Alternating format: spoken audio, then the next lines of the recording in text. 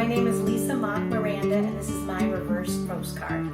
I grew up in Ekalaka, Montana, and I also got to tour for 4 summers with Montana Shakespeare in the parks.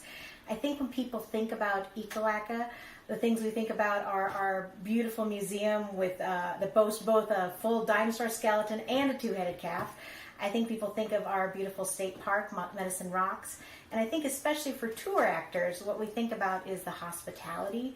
It's one of the first homestays that we get to do when we're on tour, so we really get to spend a lot of time with the people that live there. I think at least when I was touring, one of the things the tour actors always asked me is, what did I do there when I was growing up there? And I always used to tell the joke about Montana towns where Ekalaka is not the end of the earth, but you can see it from there. My favorite show that I got to do with Montana Shakespeare in the Parks in Ekalaka was Midsummer Night's Dream. And what really sticks out to me in the Ekalaka performance of it was it was a horribly hot day. So hot.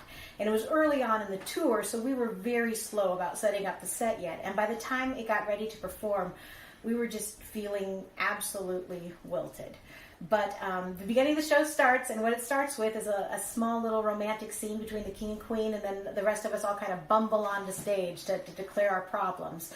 But we were all standing on the stairs, the show started, and we're waiting for our cue, which is, "Now, fair Hippolyta, our nuptial hour draws on apace, but oh, methinks how slow this old moon wanes." And we're standing there waiting to hear that, but that night we didn't hear anything. And then we sort of hear someone going, pff, pff, and my friend Rom just hisses, "Go!" And we all bumble out onto stage. And by that time, Robert, who's playing the king, has taken off his crown and he's got his hands up in the air and he's kind of wandering around going, pff, and laughing like a maniac because he has heat exhaustion and he is living out an actor's worst nightmare of being on stage and having forgotten your lines.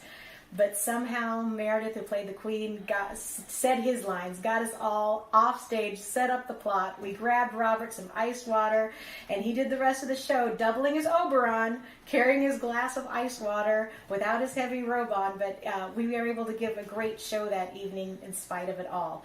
And by the time we'd broken down the set and arrived at the post-show potluck, there was a couple people that asked Robert if anything had happened at the beginning of the show, but I don't think anybody really knew. So I guess all that goes to say that even in COVID-19, on your usual year with Montana Shakespeare in the Parks, it can be the hottest day of the year, at the end of the earth, and your lead actor can have heat exhaustion, but the show will go on. We'll see you next year.